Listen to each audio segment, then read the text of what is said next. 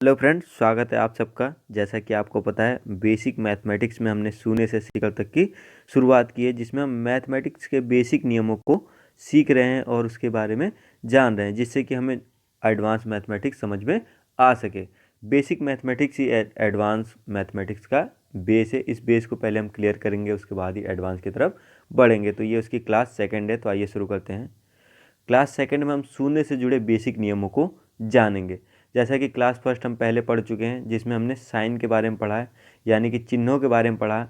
अगर दो आसमान चिन्हों को जोड़ा जाए या घटाया जाए या उसकी गुणा की जाए तो उसका क्या आंसर आता है। दो आसमान चिन्हों की गुणा किया जाए, जोड़ा जाए या घटाया जाए तो उसका क्या आंसर आता है। अगर आपने अभी तक वो वीडियो नहीं देखी है तो उसका लिंक जो है डिस्क्रिप्शन बॉक्स में दिया हुआ है, उसको वहाँ से जाकर देख सकते हैं। तो आइए शुरू करते हैं। सबसे पहला रूल है, यदि शून्य को किसी संख्या के साथ जोड़ा जाए या प्लस किया जाए तो क्या होता है। देखिए, अगर एक संख्या हमारे पास मान लीजिए 2 है, इसमें हमें जोड़ना है शून्य। तो किसी भी संख्या में यदि हम शून्य जोड़ते हैं तो वही संख्या आंसर में हमारी आती है। यानी कि अगर 3 में हम शून्य जोड़ें या 0 जोड़ेंगे तो इसका आंसर भी कितना होगा, 3। यानी कि पहला नियम ये कहता है कि शून्य को किसी भी संख्या में जोड़ दी जाए तो हमारा जो आंसर होता है वही संख्या होती है जो उसमें जोड़ी जा रही है। जैसे यहाँ 2 जोड़ा गया है शून्य में तो आंसर क्या आ गया हमारे पास, 2।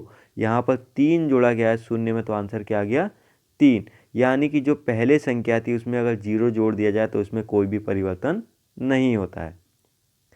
दूसरा नियम ये कहता है कि यदि शून्य को किसी संख्या के साथ घटाया जाए, तो अभी देखा एग्जाम्पल हमने 2 में शून्य जोड़ा तो क्या आंसर आया था, 2।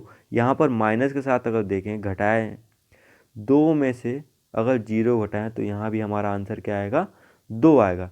यानी कि किसी भी संख्या में से शून्य को घटाने पर उसके मान में कोई भी परिवर्तन नहीं होता है। अगर हम 4 में से यानी कि 4 में से 0 यानी कि शून्य को घटाएं या माइनस करें तो इसका भी आंसर हमारा 4 ही आएगा। यानी कि जो पहले संख्या थी हमारी, अंत में आंसर में भी वही संख्या आई है, इसके मान में कोई परिवर्तन नहीं हुआ है। तो इससे क्या सिद्ध हुआ कि अगर 0 को किसी भी संख्या में जोड़ा या घटाया जाए तो उस संख्या के मान में कोई भी परिवर्तन नहीं होता है। नेक्स्ट है, यदि शून्य को किसी संख्या के साथ गुणा की जाए, तो यहाँ इंपॉर्टेंट है, थोड़ा सा इसको समझ लें। जैसे कि हमारे पास नंबर है 2, इसमें अगर हम गुणा करते हैं शून्य की, अभी तक हमने देखा कि अगर शून्य को किसी संख्या में जोड़ रहे थे या घटा रहे थे उसके मान में कोई भी परिवर्तन नहीं हो रहा था, लेकिन यहाँ पे थोड़ा चेंज हो जाता है। अगर किसी भी संख्या में हम, जैसे यहाँ पर 2 में किसकी गुणा कर रहे हैं, 0 की, तो इसका आंसर भी क्या हो जाता है, 0। यानी कि अगर हम 0 में किसी भी संख्या की गुणा करें या किसी भी संख्या में 0 से गुणा करें तो आंसर हमेशा क्या आता है, 0 आता है। यदि हम 0 में गुणा करें, मल्टीप्लाई करें किसका, 4 का, तो भी आंसर हमारा क्या आएगा, 0। यानी कि 0 की किसी भी संख्या में गुणा करें या किसी भी संख्या में गुणा करें तो उसका आंसर क्या आएगा, 0 आएगा। नेक्स्ट है, यदि शून्य को किसी संख्या से भाग दिया जाए यानी कि डिवाइड किया जाए। जैसा कि हमारा शून्य है, इसमें यदि हम 2 से डिवाइड करें तो इसका आंसर भी क्या होता है, शून्य होता है।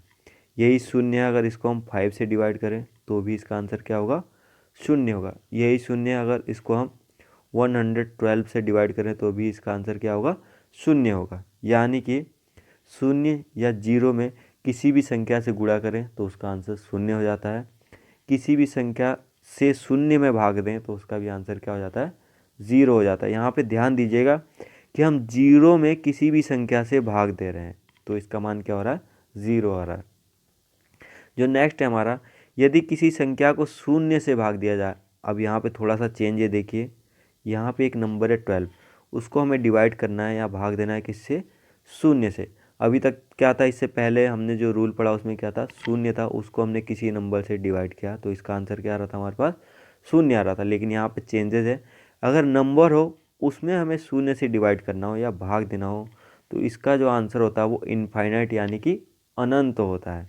अगर दूसरा एग्जांपल देखें, अगर 4 है, 4 में हम 0 से डिवाइड करें तो भी इसका आंसर क्या आ जाएगा, इनफाइनाइट या अनंत आ जाएगा।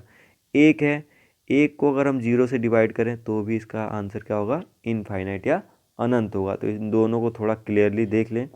ये बेसिक रूल है, ये एडवांस में आपके यूज़ होंगे। अगर बेसिक रूल आपके क्लियर होंगे तो एडवांस मैथ में आपको कॉपी पेन उठाने की ज़रूरत नहीं पड़ेगी, आप उसको जुबानी सॉल्व कर सकते हैं। तो अपना बेसिक जितना अच्छा उतना अच्छा क्लियर कीजिए और उसकी जिम्मेदारी हमारी, हम आपको क्लियर कराएंगे।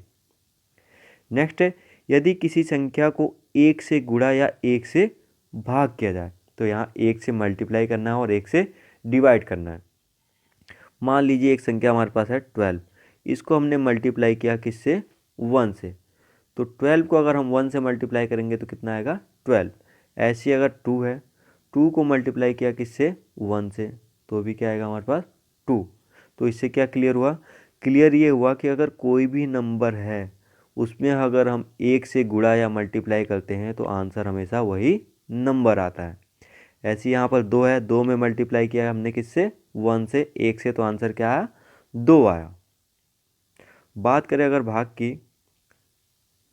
तो हमारा नंबर मान लीजिए हमने एक नंबर है हमारे पास 14, अगर हम इससे डिवाइड करते हैं किससे, 1 से, तो इसका भी आंसर हमारा क्या आता है, 14 आता है।